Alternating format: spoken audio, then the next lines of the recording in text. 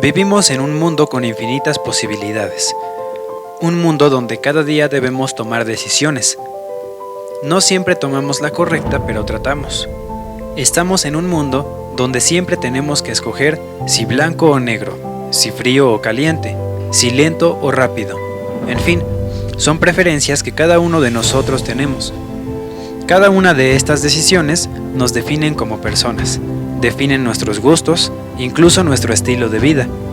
Pero hay decisiones que van más allá de nuestras preferencias y entran en un entorno emocional. Podemos sentir culpa, dejarnos llevar por la tensión o dejar que entre en nuestra mente la codicia. Al final, todo esto podría llevarnos a un aislamiento, nos puede alejar de amigos, familia, incluso puede terminar con el matrimonio. Pero está en nosotros cambiar nuestra manera de pensar y arrepentirnos, poder tener paz en nuestras vidas y poder vivir con lo que tenemos. Ser felices y disfrutar de cada momento, por muy simple que sea. ¿Y tú qué prefieres?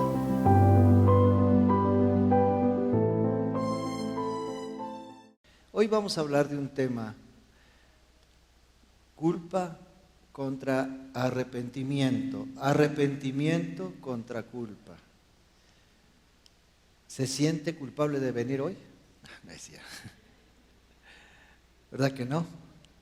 Sé por qué fui, cómo es que fui a conocer a Dios, cómo fui a conocer a Dios, ahora ya no puedo hacer lo que me gusta.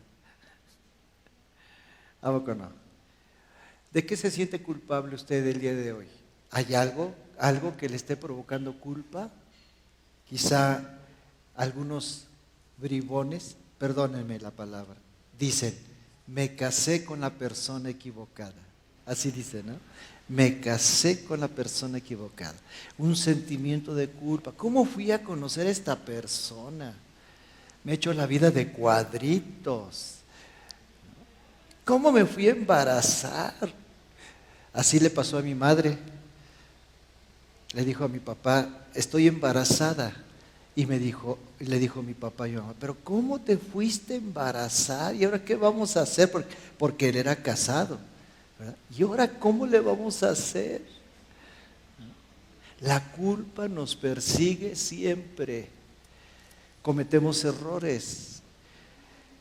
Hay un dicho que dice, que está en la Biblia: lo que el hombre siembra, eso cosecha. Y a veces tomamos malas decisiones en la vida y sembramos mal. No hacemos lo que los consejos de los abuelitos, los padres nos dicen. Hacemos cosas contrarias. Usted le dice a su hija: no andes con ese hombre, no te conviene, es un flojo. ¿Y qué creen ustedes que hace la chava? Ahí va. Y al rato viene la culpa, ¿no? Pero ¿por qué no le hice caso a mi papá, a mi mamá? ¿Cómo me fui a meter con un hombre casado? Dicen algunas, ¿no? Algunos. ¿Cómo fui a cometer este error? Quisiéramos retroceder el momento cuando nos fallamos y tratar de remediarlo, pero el hubiera no existe. Yo he pasado por sentimientos de culpa. La culpa es una cuestión, es una emoción que siempre nos persigue, y siempre que cometemos un error nos decimos: ¿por qué lo hice? ¿Por qué lo hice? Es una emoción muy fuerte, poderosa, que puede encadenarnos para siempre. Hay personas que no pueden vivir en paz porque la culpa los persigue toda su vida. Yo tuve una experiencia dolorosa en la Ciudad de México. Yo estudiaba, trabajaba, tenía 3 trabajos, 2 o 3 trabajos. Estudiaba en las noches. Imagínese usted, me salía desde las 6 de la mañana de mi casa, llegaba hasta las 10 de la noche. Tengo 3 hijos, así que mis hijos no me veían solamente los fines de semana, pero los domingos era pastor ayudante de una iglesia. Y los sábados me iba a jugar fútbol llanero. No es cierto, ya no es para tanto. Fútbol llanero no. Pero toda mi vida la dedicaba a leer, a estudiar, a trabajar. Toda mi vida. Y un día quise abrazar a mi hija, Damaris. Estaba creciendo. La quise abrazar y me hizo así. ¿Cómo me hizo? La quise abrazar y me hizo así. Y yo me preocupé mucho. De pronto entendí que había perdido su corazón por el trabajo, por el estudio, por estar muy ocupado en tantas cosas. Algunos, quizá mis hijos incluso, se resintieron contra los hermanos de una iglesia donde yo era pastor. Y a veces, alguna vez cuando ya crecieron me dijeron, yo les regalé el cariño de mis padres a ustedes. Bueno, no me lo dijeron, no se los dijeron a ellos, me lo dijeron a mí. Yo les di el tiempo de mis padres que me correspondía a mí, a ellos. Terrible. Pero yo tenía la culpa.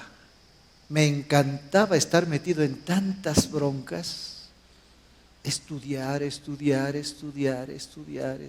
trabajar, pero no estar con ellos, así que perdí su corazón. El día de ayer fue mi hijo a hacer un trabajo a mi casa. Yo tuve un gran sentimiento porque llevó a su hijo pequeño y le dijo a mi nieto, a ver, agarra el taladro, ayúdame a taladrar esto, ¿no? Y ahí está el niño pequeño, mi nieto, aprendiendo a usar el taladro, ¿no? Mi hijo es diferente a mí, él aprendió que tenía que estar con su familia, él aprendió que tenía que estar con ellos, invertir su tiempo con ellos. Entonces la culpa vino a mí por mucho tiempo, pero la culpa se convirtió en ira. Yo era una persona muy enojona, aunque usted no lo crea. Dice, ahí se ve tan buena gente, ¿verdad? Que no quiebra un plato. Pues quebraba toda la vajilla, rompía toda la vajilla. Cuando me subía al coche, me cambiaba la personalidad en la Ciudad de México. Era otro. Me engorilaba. Tenía yo aquí, me compré un botón que decía, un botón con un gorila, decía, cuidado, mi carácter puede cambiar en cualquier momento. Pero a veces yo me puse a pensar, ¿por qué tengo ciertas reacciones con la gente? En la iglesia no, por favor. Pero con la gente común y corriente tenía ciertas reacciones. Había un sentimiento de culpabilidad. No hice lo que tenía que hacer, no estuve con mis hijos. No estuve con mi familia por estar estudiando y estar trabajando. ¿Qué es lo que pasa conmigo? Pero yo no me había dado cuenta. La culpa nos puede acompañar toda la vida. Como le pasó a Esaú, vendió su primogenitura. Y hasta la fecha esa tribu, debido a la culpa de Esaú, no dejó de ser el pueblo escogido por Dios. Adán y Eva cayeron en pecado, se apartaron de Dios y cayeron en una culpa. ¿Está claro? Una culpa tan terrible llamado pecado, de tal manera que hasta la fecha nosotros tenemos un sentimiento de culpa, de pedirle a Dios, Señor, ¿dónde estás? El sentimiento de culpa que viene de Adán y Eva nos trajo a nosotros un sentimiento de orfandad de Dios. Señor, ¿dónde estás? ¿Quién eres? Quiero conocerte. Un sentimiento de culpa, un sentimiento de orfandad por el pecado de Adán y Eva, porque dejaron a Dios y se llenaron de culpa toda su vida. Yo me imagino que Adán y Eva platicaban entre ellos y decían, ¿para qué me diste del árbol de la vida? ¿Y tú para qué lo tomaste? Todos los días recordaban el incidente del Edén. ¿Por qué comiste del árbol de la vida? ¿Y tú por qué me diste? No, la culpa no nos deja en paz. Hay un hombre en la Biblia llamado Pedro. ¿Sabe qué quiere decir la palabra Pedro? Piedra, era bien piedra. Era un amigo de Jesús, íntimo amigo de Jesús. No tenía más amigos tan cercanos como los 12. entre ellos incluido Pedro.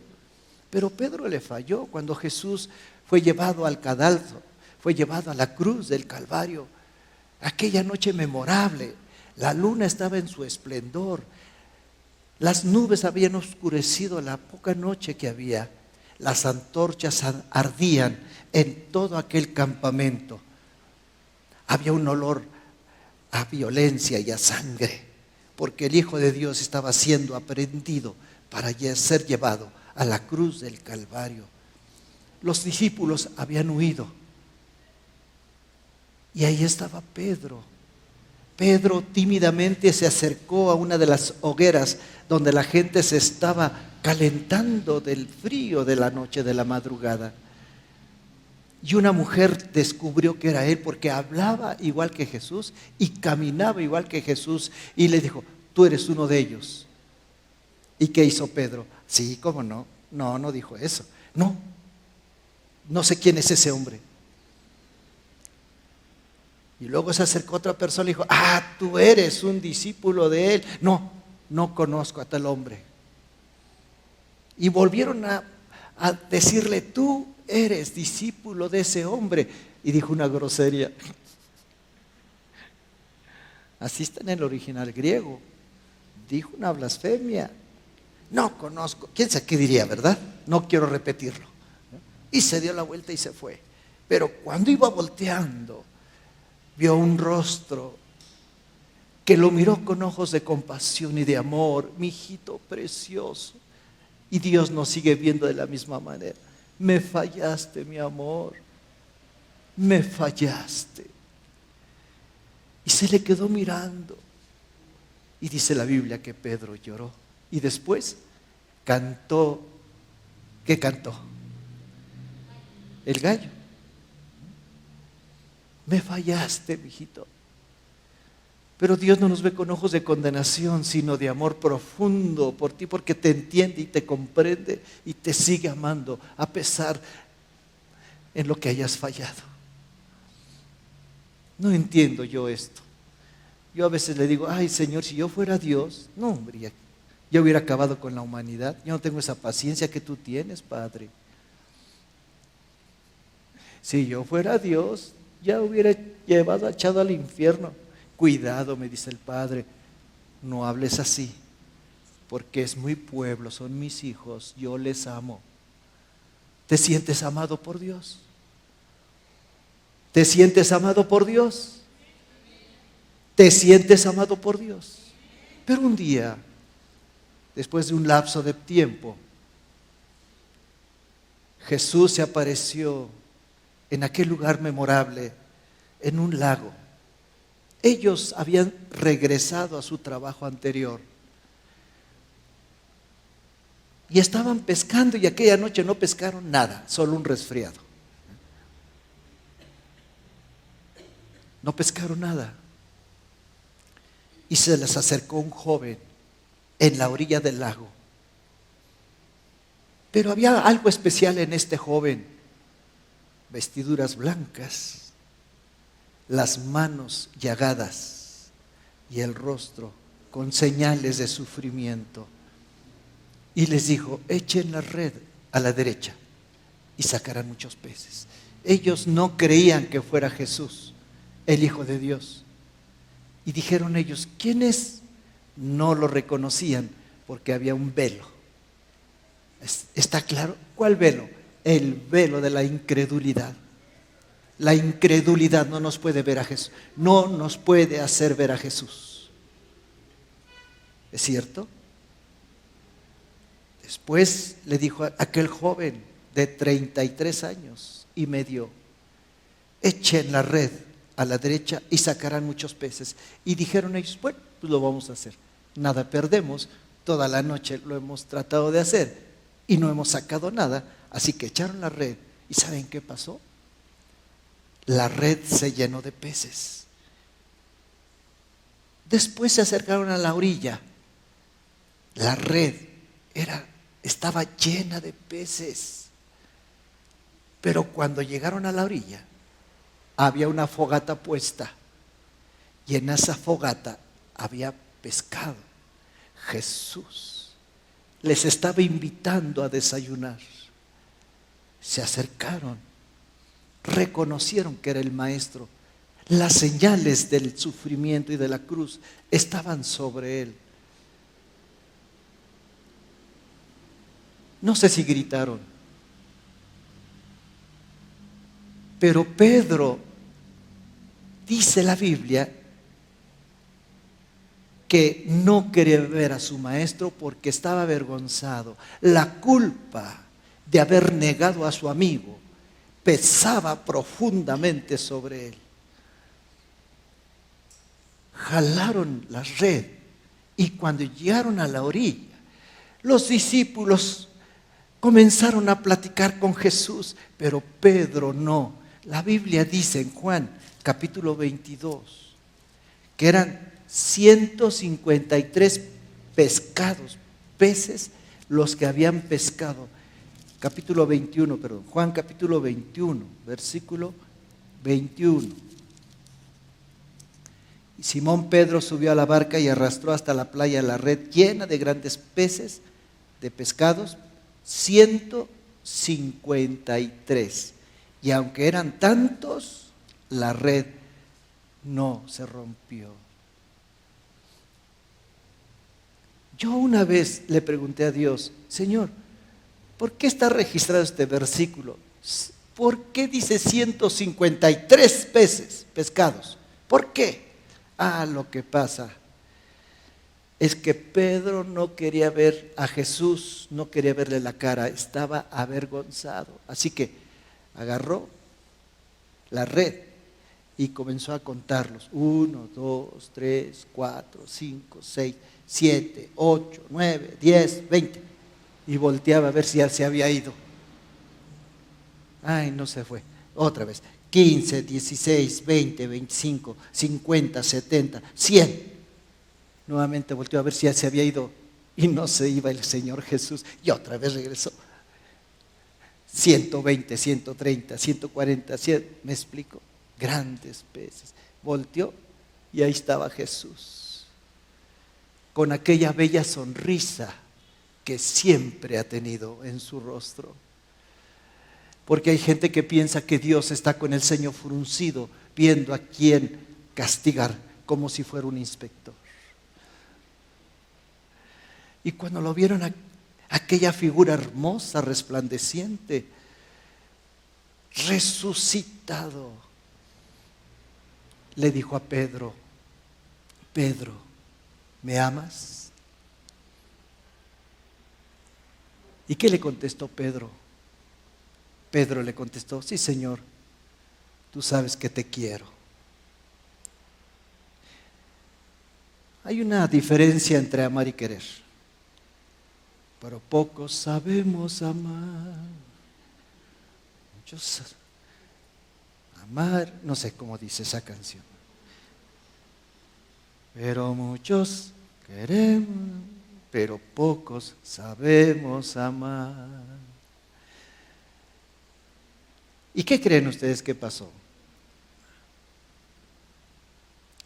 Jesús le dijo 3 veces, ¿me amas? Y Pedro le contestó, sí, Señor, tú sabes que te quiero. Pero al último le dijo, Pedro, ¿me amas? Y Pedro le contestó, sí, Jesús, sí, Señor, tú sabes que te amo. Porque el amor es un proceso que inicia cuando aceptas a Jesús. Las mismas 3 veces que Pedro le negó, fueron las mismas 3 veces que Jesús le dijo que sí le amaba, porque él necesitaba reconciliarse con su amigo. ¿Cuántos amigos han tenido ustedes y les han fallado? Los han traicionado. Un amigo que les diga, te amo, te quiero, siempre vas a ser mi amigo, y de pronto nos traicionan, porque el amor se puede convertir en odio de la noche a la mañana cuando esa persona nos falla, ¿no es cierto? Por eso los divorcios son consecuencia de la culpa, de la desesperación, de la amargura y de no darse otra oportunidad. Porque recordamos siempre lo que nos hicieron, es que me hizo, es que me hizo, es que me hizo. Y vivimos con un sentimiento de culpa toda la vida. Es tiempo de que dejes ese sentimiento de culpa. Esa culpa se convirtió en mí en ira. Así que cuando yo vivía en la Ciudad de México, me parecía el tribilín, ¿no? Y cuando llegué aquí a Pachuca, era igual, me comenzaba a manejar bien, muy aprisa. Antes, aquí en Pachuca, la gente manejaba muy lentamente. Y yo decía, ay, pasguato. Bueno, yo decía, no, perdónenme, ¿eh? Ay, ¿a qué hora se va a quitar? Y agarré y me les metía. Y, no, ustedes son bien lentos para manejar. Venía todo acelerado, como bistec de cuarta llena de nervio. La culpa me trajo mucha ira. El no cumplir con mis proyectos y mis sueños. Quizá usted ha dicho, ¿por qué? ¿Por qué? ¿De qué nos disculpamos? ¿De qué nos culpamos? Quizá usted en el mes de enero dijo, ahora sí voy a adelgazar. Ahora sí voy a hacer ejercicio. Ahora sí. Nos culpamos de no haber sido disciplinados, de que hemos roto nuestras promesas, de no orar y buscar a Dios. Ya estamos a medio año y no hemos cumplido con lo que nosotros nos prometimos. ¿De qué nos culpamos? De haber entregado mi corazón a la persona equivocada, en el caso de muchas personas jóvenes. Nos culpamos porque no estuvieron conmigo mis padres cuando yo los necesitaba. Y nos echamos la culpa, es que a lo mejor yo era muy rebelde. Yo era la oveja negra de mi familia. Nos culpamos por el divorcio de nuestros padres. Es que yo tengo la culpa. Muchas veces hay jóvenes que dicen, es que yo tuve la culpa. Se culpan a sí mismos del divorcio y la separación. Se murió mi familiar por no haberlo atendido a tiempo. Hubiera estado ahí cuando necesitaba el oxígeno, hubiera prestado mi coche, lo hubiera yo llevado a atender antes, pero no llegué a tiempo y se murió. Y nosotros tenemos la culpa, decimos, es que yo tengo la culpa. Un espíritu de culpa que nos atormenta cada momento. Y hay personas que están en ese estado toda su vida, no pueden salir de ese estado de culpa. ¿Para qué me fui a estudiar? No luché por mi matrimonio, se fue de mi lado. He lastimado a mis hijos. Los lastimé cuando eran pequeños, no estuve con ellos. ¿Cómo fui a fracasar en la vida? Practiqué un aborto, por ejemplo. La culpa. Y casi siempre la otra persona es la que tiene la culpa, no yo, no es cierto. Y a veces sí es cierto, a veces somos víctimas de alguien, sobre todo de nuestros padres. Posiblemente no nos trataron bien, nos lastimaron. Posiblemente ellos tuvieron la culpa de nuestra forma de ser. Posiblemente, pero muchas ocasiones la culpa es de los dos cuando estamos casados. Porque siempre les digo, es que si me hubiera casado con ella, aquella chava de ojos verdes, ay, me acuerdo, aquellos ojos verdes. ¿Sí se acuerdan de esa alabanza? No es una alabanza. ¿Por qué fui a caer aquí? La culpa.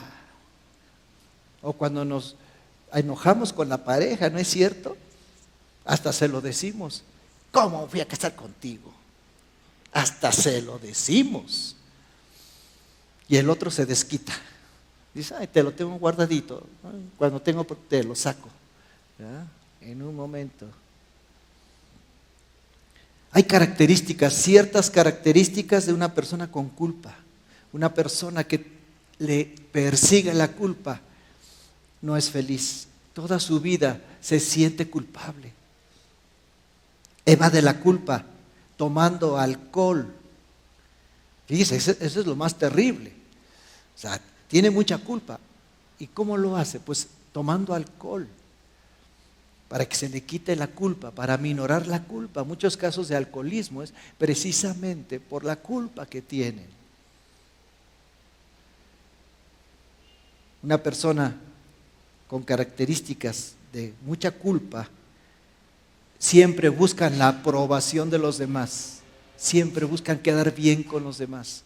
Es un sentimiento que nos trae una cuestión de no sentirse bien con nadie, como de sentirse que no está uno a la altura de las personas, como que hay un sentimiento de inferioridad, como que hay algo que no puede uno salir, está uno atascado en esa situación, en ese problema.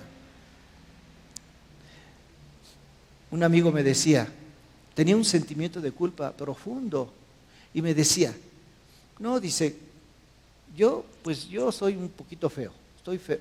Él decía que estaba feo, ¿no? Dice, estaba tan feo, que cuando nací, en lugar de darme el pecho, me dieron la espalda. ¿Usted cree? Tuve otro amigo que me decía, no, dice, si yo era de ojos azules, nada más que en el hospital me cambiaron.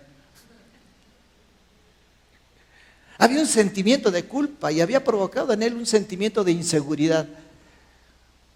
Yo tenía un sentimiento de inseguridad, luché toda mi vida con un sentimiento de inseguridad porque mis padres no tuvieron cuidado de mí, no me cuidaban, no estuvieron con mi padre, no estuvo conmigo tantos años, toda mi vida, hasta en los últimos años de su vida estuvo conmigo.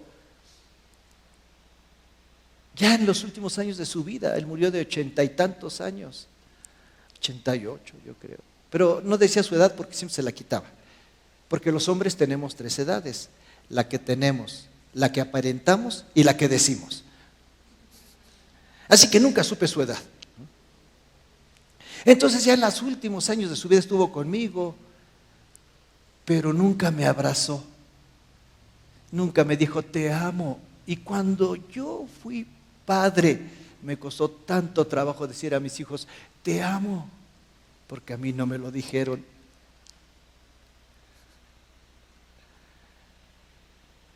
Necesitas sanar. Tú estás aquí para ser sanado. Por la culpa de los padres. O sea, a veces hay padres padres muy severos. Severos. Y cuando nosotros somos padres, si venimos de padres severos, nosotros hacemos todo lo contrario. No quiero que mis hijos pasen lo que yo pasé. ¿Sí? No quiero tratar a mis hijos como me trataron a mí, pero eso es porque hay un sentimiento de culpa. Y hacemos hijos a veces consentidos.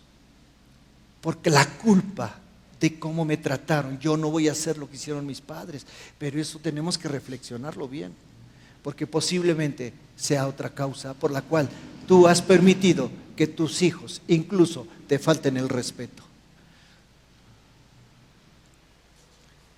La ira es un resultado de tener mucha culpa, porque nos decimos, ya nunca jamás me volverán a fallar, a traicionar, a menospreciar.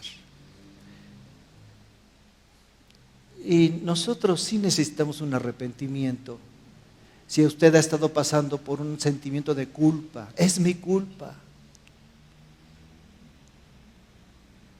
Tú necesitas encontrarte con Dios.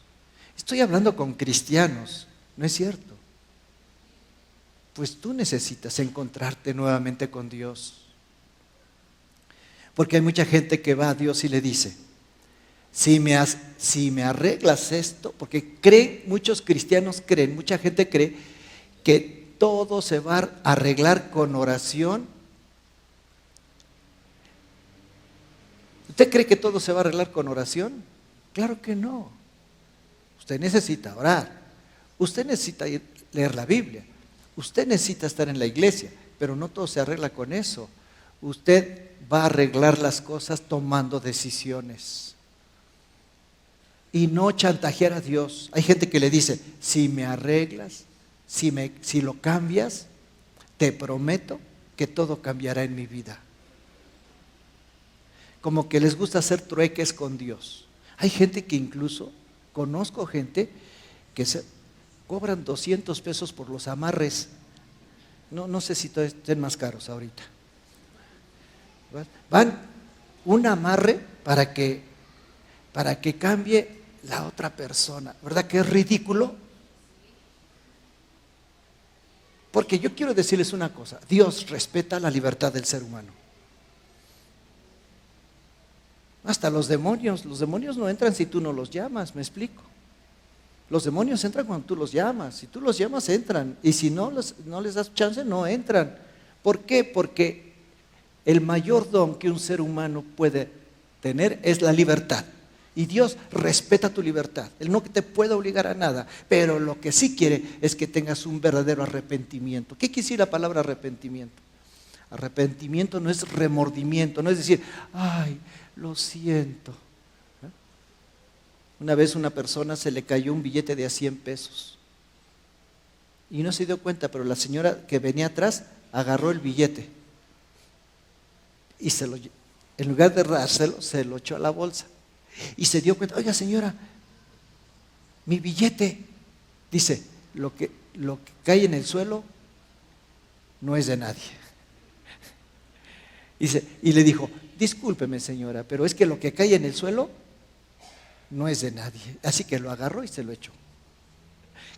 Oiga, qué cinismo, ¿no es cierto?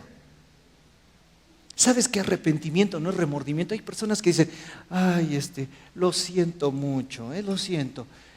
Ya no volverá a pasar. No, arrepentimiento es cambiar de manera de pensar. Tú tienes que ir a Dios no en remordimiento. Ay, me duele haber hecho esto. Ay, ¿por qué lo hice? Ay, ya no lo vuelvo a hacer. No, arrepentimiento es cambiar tu actitud, cambiar de forma de vida, cambiar tu estilo de vida. ¿Sí me explico? ¿Está claro? Porque hay personas que dicen, o justificamos nuestra conducta y decimos, si no le hago daño a nadie. ¿No justificas tu conducta? Si no le hago daño a nadie. Esa persona es más mala que yo. Si los demás son más malos que yo, ¿por qué yo no voy a hacer esto? Es que no puedo cambiar.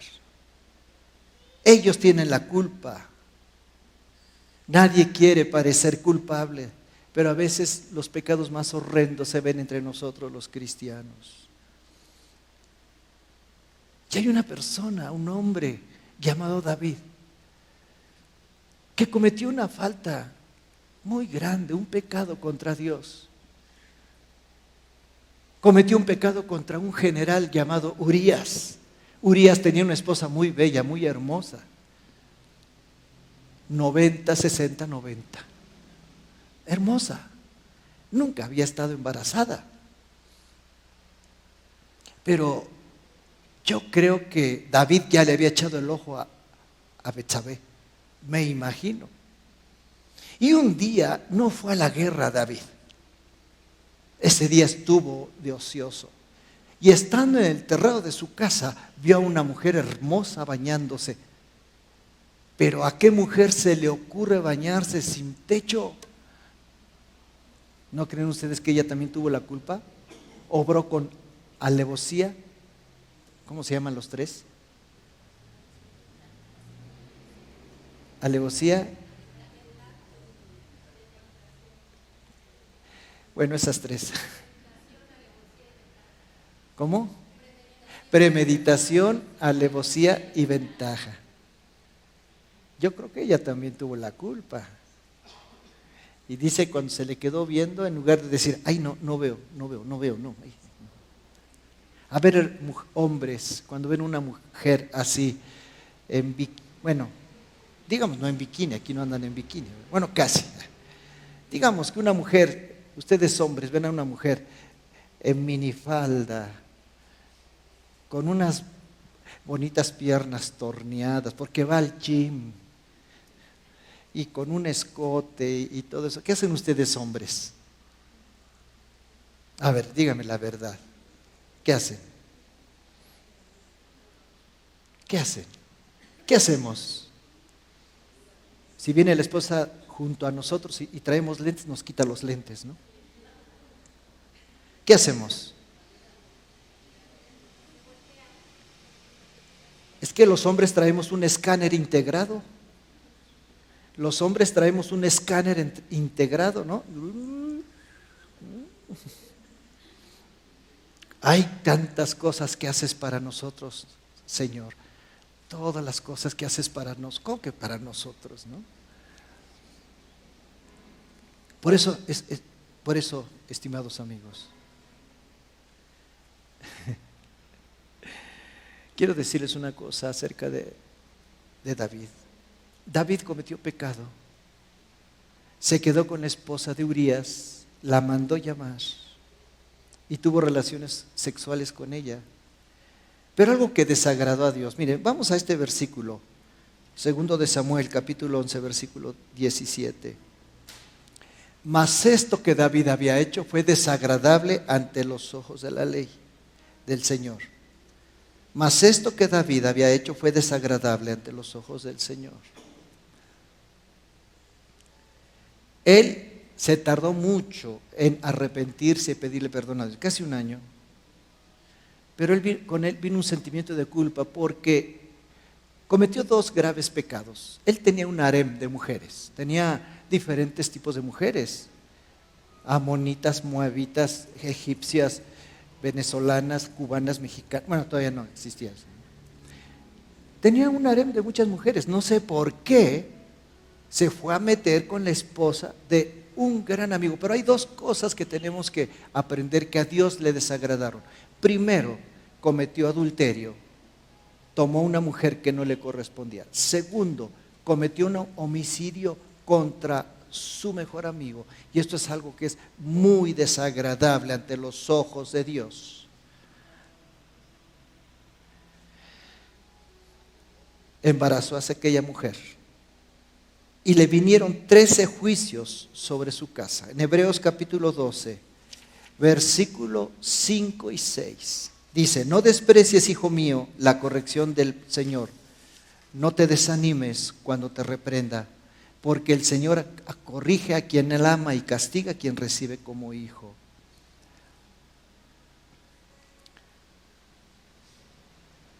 Dios disciplinó a David y le vino una enfermedad terrible, una enfermedad del corazón, pero también del cuerpo, por la culpa de su pecado. Pero ¿saben una cosa? Que cuando nosotros cometemos una falta, vienen 13 juicios, bueno, no sé cuántos, según la falta, ¿no? Pero vinieron 13 juicios sobre la casa de David. Su hijo se quedó con el harem, le quitó el harem a su padre. Su hijo Absalón se rebeló contra él. La espada nunca se apartó de su pueblo. Y además, cuando quiso hacer un censo, Dios lo castigó. Dejó de tener el favor de Dios. Un sentimiento de culpa vino sobre él. Por eso en el Salmo 32, versículo 3 y 4 dice: mientras no confesé mi pecado, mi cuerpo iba decayendo por mi gemir de todo el día, pues de día y de noche tu mano pesaba sobre mí, como flor marchita por el calor del verano, así me sentía decaer.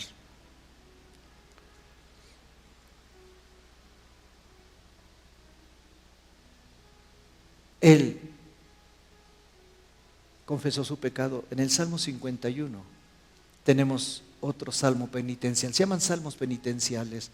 Él le dijo a Dios: perdóname, Señor, he pecado contra el cielo y contra ti. La culpa había venido sobre él.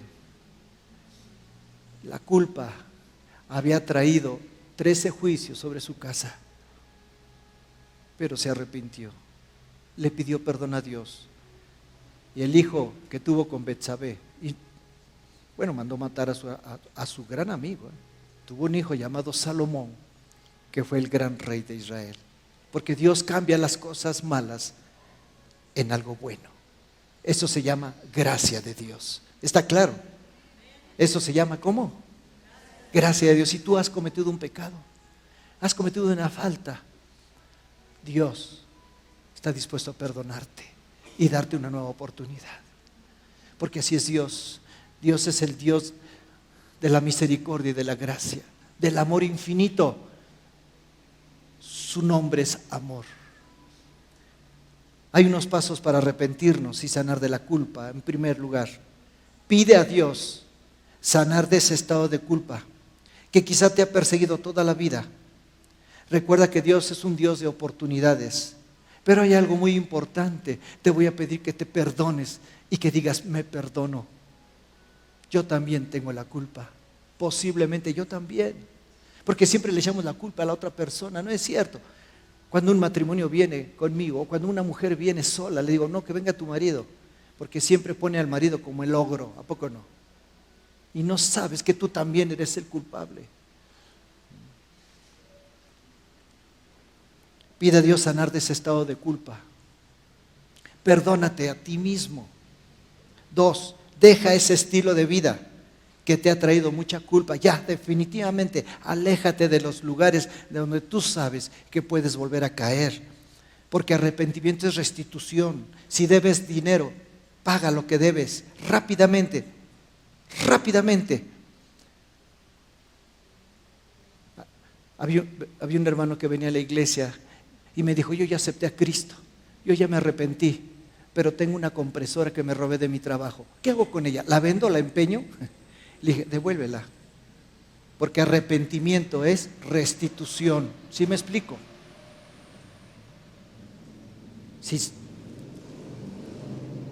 Pon tu orden, tu vida en orden. Si tienes 2 relaciones, deja una de ellas. Cásate bien con esa persona. No vivas en concubinato. Esto es verdadero arrepentimiento. Arrepentimiento no es remordimiento, es decir: ay, la regué, ay, me siento mal. No, arrepentimiento es restaurar. Es nacer de nuevo. El punto 3, pide a Dios nacer de nuevo, porque muchos solo viven en un estado de remordimiento, pero no arrepentimiento. Siguen en su mismo estilo de vida. Ya tienen 10 años que se dicen cristianos y siguen siendo los mismos, no han cambiado. Pero tú tienes que decirle a Dios: Señor, quiero nacer de nuevo. Hazme nacer de nuevo. Porque una cosa es aceptar a Cristo y otra cosa es nacer de nuevo. Necesitamos nacer de nuevo. Y por último, vive una vida diaria de arrepentimiento. Todos los días habla con Dios y confiésale tus faltas, errores, pecados, todo aquello que sabes que está mal. Dile a Dios: aquí estoy. Vamos a ponernos de pie. Vive una vida diaria de arrepentimiento. No solamente hoy, ¿sí? No solamente ayer, no solamente mañana, no solo pasado mañana, sino todos los días. Quiero que levantes tus manos. Qué gran mensaje tuvimos el día de hoy. Nosotros como iglesia queremos que tengas una mejor relación con Jesucristo. Recuerda que puedes seguir nuestra transmisión en vivo todos los domingos a través de Facebook Live. Te esperamos.